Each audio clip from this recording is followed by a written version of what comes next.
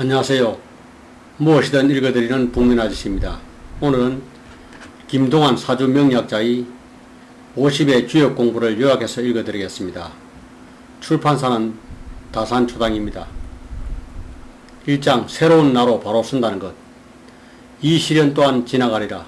다산은 22살에 속과시험인 세문시에 합격하고 28에 대과인 문과에 급제했다. 그런데 너무 잘나간 탓일까 그를 총애하던 정조 임금이 갑자기 성하자 순조 때 의금부 관리들이 다산을 체포하러 들이닥친다. 천주교 신자로서 활동한 이력이 제가 되었다. 다산의 둘째 형인 정약제는 유배를 떠나고 셋째 형인 정약종과 매형인 이성우는 사형을 당했다. 이후 다산은 18년간 전라도 강진으로 유배를 갔다. 그의 나이 40이었다. 아는 사람 하나 없는 강진에 도착했을 때 현지인들은 다산을 외면했다. 다산 자신도 인생이 꼬였다고 생각하지 않았겠는가. 말할 상대조차 없는 상황에서 그를 붙들어준 특별한 학문이 바로 주역이다. 내놓으라 하는 천재들도 기가 꺾일 정도로 어려운 책이기에 유배지에서 오랜 시간을 보내야 하는 그에게 도전의식을 불러일으켰을 수도 있다. 주역의 해결처럼 문제를 잘 해결하고자 마음의 평화부터 이뤄낸 것이다. 그는 자신이 실패한 게 아니라 그저 일시적으로 풍파를 만났을 뿐이라고 여겼다. 유배 생활을 하면서 다산이 선택한 길은 학문과 저술이었다. 다산의 대표작으로 경세유표, 목민심서, 허멈심서가 전해진다. 다산에게 주역은 지나온 삶을 반추하고 앞으로 살아갈 날들을 위한 용기를 줄 수 있었다.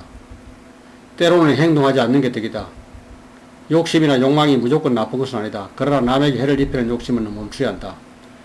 우리가 원하는 것을 이루기 위해서는 멈출 줄 아는 지혜가 필요하다. 그렇다면 언제 욕망하고 언제 절제해야 탈이 없을까? 주역에서는 바로 관계이다. 관계는 나가지 못하고 답답하다. 물은 흐르다 막히면 멈추고 무리하게 나아가려 하지 않는다. 고여있다가 넘쳐 흐를 수 있을 때 다시 흐른다. 사람도 앞이 막혀있을 때 정지해있다가 그것을 넘을 수 있는 상황이 왔을 때 나가야 한다는 것이 관계의 가르침이다. 그런데 관계는 멈춤이 영원한 것은 아니다.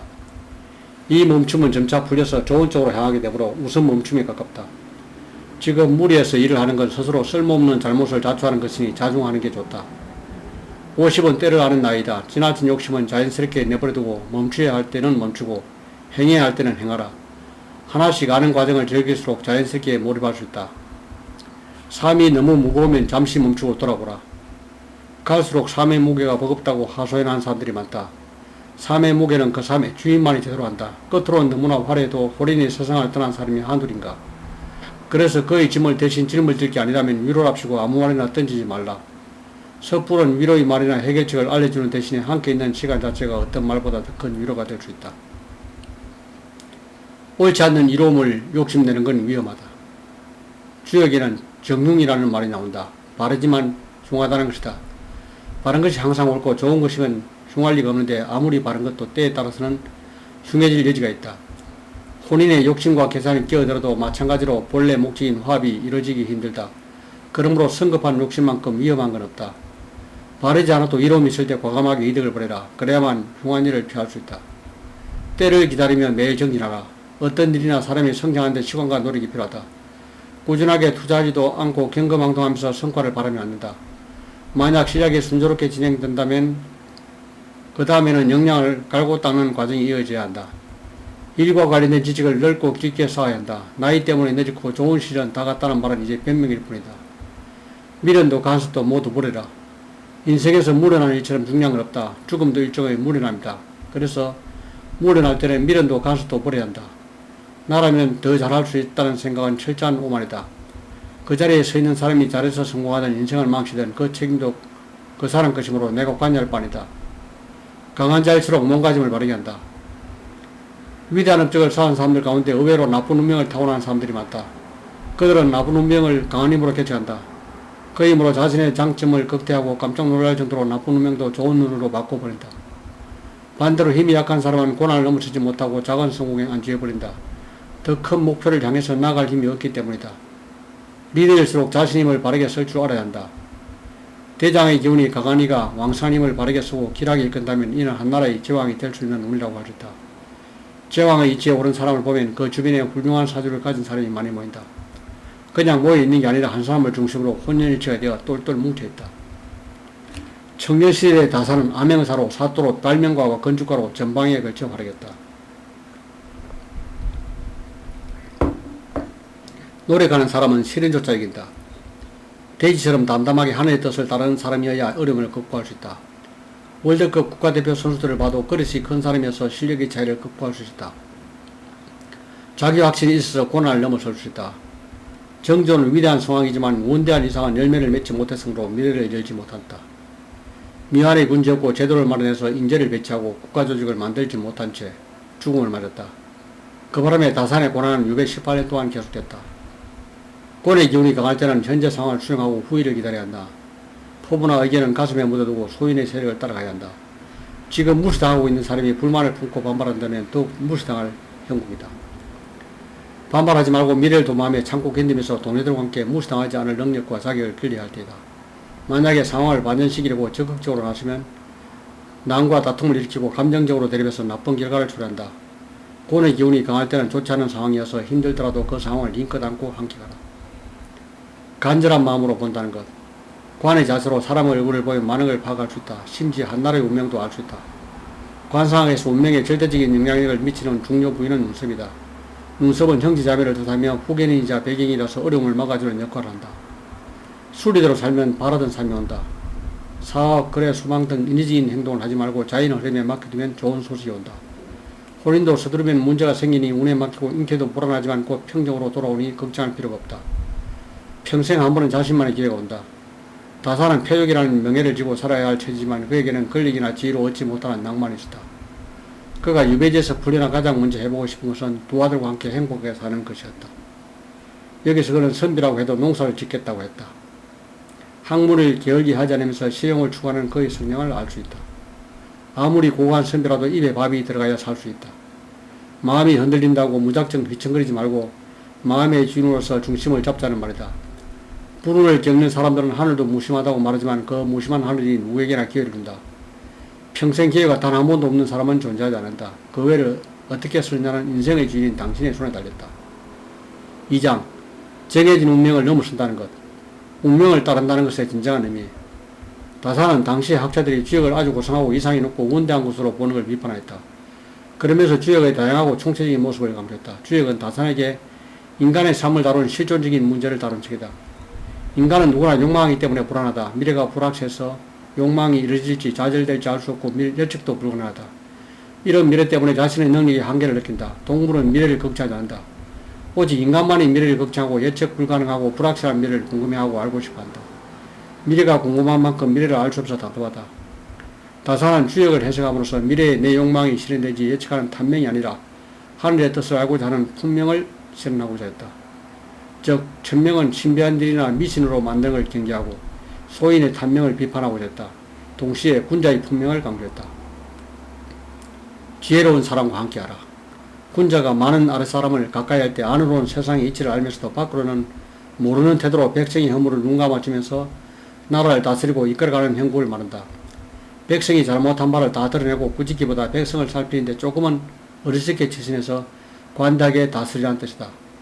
또 상대가 나보다 실력이 뛰어나거나 비슷할지라도 경쟁의 세계에서 모든 걸 독차지하는 게 언제나 좋은 것은 아니다. 거침없이 나아가기만 했다면 뒤를 한번 돌아보라. 강력한 보수기질의 카리스마가 항상 이로운 건 아님을 알 수 있다. 평생 따르고 싶은 서성이 있다는 것. 다산은 사계의 본보기가 될 만한 훌륭한 서성이었고 수많은 제자를 기원했다. 전국의 많은 청년이 그의 제자가 되겠다고 모이들었다가 나이가 들수록 서성을 만나게 됐다. 특히 50대는 세상을 안다는 착각, 나이와 함께 확고해진 자의식 때문에 남의 말을 들으려고 하지 않는다. 자신을 낮추어 행하면 해결된다. 살면서 마치 호랑이 꼬리를 밟은 것처럼 자책할 때가 있다. 우리는 중요한 시험을 망치거나 가지 말아야 할 회사에 들어갔거나 잘못 투자해서 큰 돈을 잃거나 반드시 붙잡아야 할 인연을 놓쳐버릴 때 그 결과까지 모두 흉한 것은 아니다. 호랑이 꼬리를 밟아도 호랑이가 물지 않을 수 있다. 세상이 흘러서 아이도 세상을 알 만큼 알게 되면 적당히 거짓말을 활용한다. 때로는 선의로 남에게 상처를 주지 않으려고 거짓말을 하기도 한다. 호랑이의 눈치만 보고 그들이 비위만 맞출 게 아니라 자신의 능력이 어디까지고 호랑이에게 어떻게 어필할 수 있는지 알면 큰 실수도 두려워하지 않아도 된다. 돌이킬 수 없는 잘못은 아니므로 조심스럽게 해결하면 결과도 결하다. 작은 것을 주어야 큰 것을 얻을 수 있다. 주역에서 태교는 작은 것이 가고 큰 것이 온다는 의미가 있다. 분명 기랄징조이다. 하지만 그렇다고 순리에서 벗어나 무리하면 안 된다. 인간의 운명은 고정불변하지 않고 어떤 원칙을 가지고 끊임없이 변한다. 끝없이 변하기 때문에 다음에 올 수 있는 사건을 예측할 수 있다. 다산의 청년 시절을 보면 천재 소리를 들으면서도 성장 속도가 빠르지 않았다. 대기 만성이라 할 수 있는데 그 점이 더 큰 인물이 되는데 이바지 않고 같다. 뒷담화를 삼가라. 요즘에는 말로서 작은 악을 조금씩 쌓는 일이 너무 많다. 주역에서는 말로 저지른 잘못을 엄벌해야 한다고 가르친다. 이 가르침이 바로 소학계이다. 이를 씹어서 물질이 섞인 현상을 화합에 비유한다. 그렇게 엄청난 갈등이 있을 때 소통을 통해 화합으로 이르는 과정이 정치다. 사람들이 공동체를 형성하고 소통하고 교류하는 점이 바로 사업인 셈이다. 남을 평가하는 것은 참으로 쓸모없는 일입니다. 근데도 사람들은 남들을 평가하느라 많은 시간을 허비하고 있으니 얼마나 안타까운 일인지 모르겠습니다. 남을 씹느라 시간과 노력을 헛되이 쓴 사람이란 꼭 새겨들어야 하는 말입니다. 이별은 새로운 시작이다.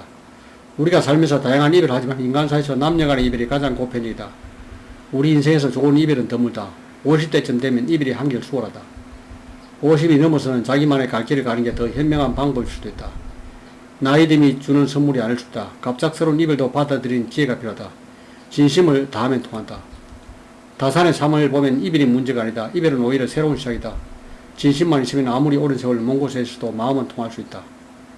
버리고 나눌수록 홀가분해진다. 가난하다고 다 인색한 것은 아니고 부자라고 모두 후하지도 않다. 인색함이 금약은 아니고 후함이 낭비가 아니다. 후함으로 삶이 풍성해지고 인색함으로 삶이 궁색해 보인다. 베품이 곧 미덕이고 실천해야 할 덕목이니 남에게 베풀고 살라는 뜻이다. 운명의 식신의 기운이 강한 사람은 남을 위해서 희생하려는 이타적인 심성을 가졌다.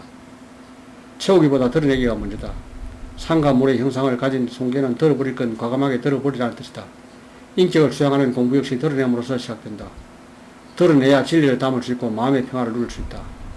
마음이 온갖 욕심과 범민이 가득한 사람이 어떻게 진리를 품겠는가. 진리를 품으려면 하늘로부터 타고난 본성을 보존하는데 제해되는 요소를 먼저 털어내야 한다. 그래야 성인의 뜻을 깨달을 수 있다. 그렇다면 가장 먼저 무엇을 드러내야 할까? 단연코 제일 먼저 욕심을 드러내야 한다. 분노는 불기운과 같이 타오르기 때문에 경계하면 탐욕은 끝을 모르기 때문에 잘 다스려야 한다. 그래서 분노와 욕심을 빨리 떨치고 드러내는 사람이 누구보다 빨리 행복해질 수 있다. 해결하고 싶으면 평화부터 찾아라. 해결은 어려운 문제를 만났을 때 해답을 찾는 과정이다. 비와 천둥이 함께하는 형상이니 언뜻 보기에는 엄청난 고생길이 연상되지만 꼭 그렇지만 않다. 한바탕 야단법석이 일어나면 만물이 봄을 맞듯 희망이 찾아오기도 한다. 해계의 뜻을 잘 받드는 사람은 어려운 문제를 해결할 뿐 아니라 성실함과 진리로 새로운 지지세례까지 얻을 수 있다. 크게 생각하라. 주역에서 대유는 크게 소유한다 뜻이다. 하늘에 있는 불은 곧 태양이다. 태양은 만물에 에너지를 준다. 동식물은 그 에너지를 받아서 생명을 유지하고 만물이 저마다 자리에서 살아감으로 대유가 된다. 태양은 문명을 뜻하게 한다. 따라서 대유란 천자가 도덕문명으로 백성을 교화해서 천하를 누린다는 뜻이다. 그 자체로 위대함을 상징한다. 그러므로 대유는 최고의 괴다. 역경의 14개 괴 가운데 이보다 더 좋은 괴가 없다고 할 정도다. 황제의 괴이자 하늘의 태양 최고의 자리에 앉은 사람을 의미한다. 대유의 큰 뜻이 이루어지려면 하늘의 뜻에 따라야 한다. 귀한 자리에 오르는 자는 부드러운 힘과 유사한 성품을 갖춰야 한다. 또 무엇보다도 겸손해야 한다. 다산은 유배당한 죄인의 가족이 마음대로 웃고 행동해서는 안 된다고 자녀를 설득했다. 이것을 보면 다산은 공인의식이 투철했다. 공인이라는 이점을 이용해서 자식에게 특혜를 주지 못해서 안달인 요즘의 특권층과는 확연하게 다르다. 청렴은 천하의 장사다. 아무리 하찮은 이익도 사용하지 않고 계속 취하면 악행이 사이에 소인이 되고 종국에는 악인이 된다. 애초에 을을 택하느냐 이를 택하느냐에 따라 선인과 악인으로 변한다고 결론을 내렸다. 자리에서 물러날 때 6단계. 해관 6조는 리더가 자리에서 물러날 때 6단계다. 해관은 벼슬을 내어놓는다는 뜻으로 첫 번째 단계는 체대로서 리더의 교체를 말한다. 다음은 기장으로 돌아가는 행장을 말하면 셋째는 원리로 백성들이 수령의 유임을 구사할 만큼 공적을 남기라는 뜻이고 넷째는 권리로서 잘못에 대해서 용서를 구한다는 뜻이며 다섯째는 온졸이다. 온졸은 벼슬 자리에 있는 동안 죽는 것이며 여섯째는 위애로서 지도자가 국민 속에 큰 사랑을 남기고 떠난다는 말이다. 살아갈 날들을 대비하다. 살다 보면 나에게 왜 이런 일이 하고 탄식이 절로 나올 때가 있다. 근래에는 코로나 대유행으로 많은 이들이 절망에 빠졌다. 하지만 이럴 때일수록 기능이 순환하는 우주의 원리를 믿어야 한다. 극복하지 못할 절망은 없고 영원한 시련도 없다. 시련을 극복하고 일어선 힘. 다산은 1776년 15세 때 결혼한 지 얼마 되지 않아 홍역에 걸렸다. 한 달에 치료를 받아 홍역을 이겨냈다. 다산은 이후 성남 3년을 낳았는데 사나운 민재가 세상을 떠났다. 아버지로서 자식을 잃은 슬픔이 얼마나 고통스러울까. 다산은 1782년 홍역과 천년두를 치료하는 의서 마구해통을 졌다. 그러나 안타깝게도 다산의 우두법은 조선사회에서 널리 읽히지 못했다. 시대를 앞서가도 너무 앞서가기 때문이다.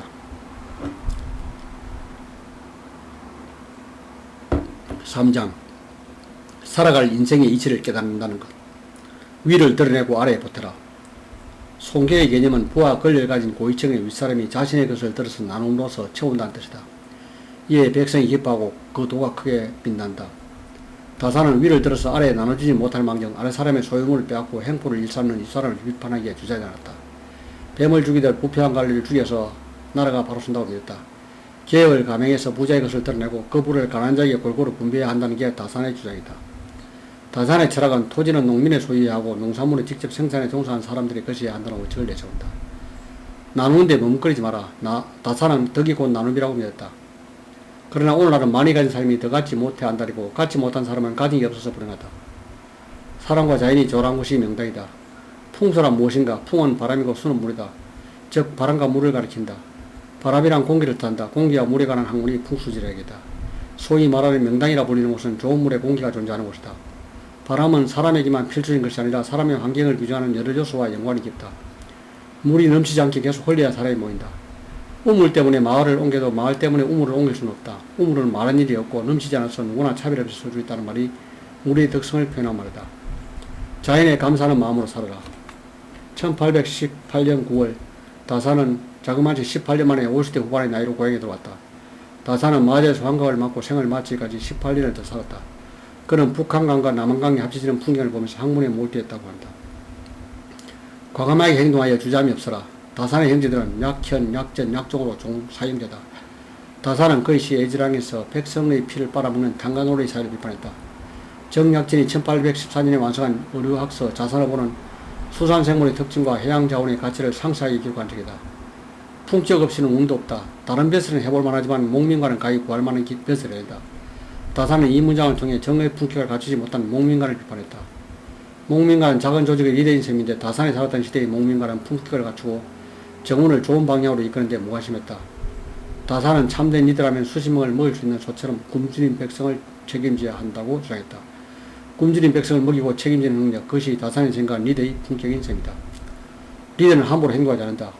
금계는 사람에게뿐 아니라 세상의 위치에 적용되는 기본 원리이기도 하다. 50이란 나 옆에 순간 움츠린 사람이 있고 끊임없이 정진하는 사람이 있다. 당신은 어느 쪽을 선택할 것인가에 따라 인생 후반전은 완전히 달라진다. 쉼없이 굳세라. 다산이 강진에 처음 발을 들였을 때 아무도 그에게 거처를 내주지 않았다. 그는 밥과 술을 팔면서 숙박을 겸하는 주막에서 겨우 방을 구할 수 있었다. 주막의 작은 방에서 2년을 보냈다. 그 이름은 사이제였다. 사이란 네 가지 마땅함을 가리킨다. 생각은 마땅히 담백해 하고, 외모는 마땅히 장엄해 하고, 말은 마땅히 과묵해 하고, 동작은 마땅히 중후해야 한다. 조화를 이루면 아름답다. 주목의 가르침은 주역의 이치와 상통한다. 어미고 땅이고 여성인 곤의 기운이 땅에 뿌려진 종자를 기내는 역할을 도맡고 그 부분이 매우 크다. 끊임없이 지혜를 구하면 늘지 않는다. 교육은 가르침보다 배움에 더 큰 무게가 실린다. 교육의 핵심도 배움이라고 할 수 있다. 죽을 때까지 공부해야 하는 이유, 목적이 없는 공부는 참된 공부가 아니다. 크게 지나치면 바로잡아라. 과하면 부족하면 못하다. 화학과 공전이 너무 멀리 있다는 생각이 드는 요즘 다산의 가르침을 되새기며 차악이 살아가는 세상이 아니라 선이 지배한 세상, 이타적인 삶이 지배한 세상, 공정이 지배한 세상을 본다. 이것으로 책을 요약해 드렸습니다. 감사합니다.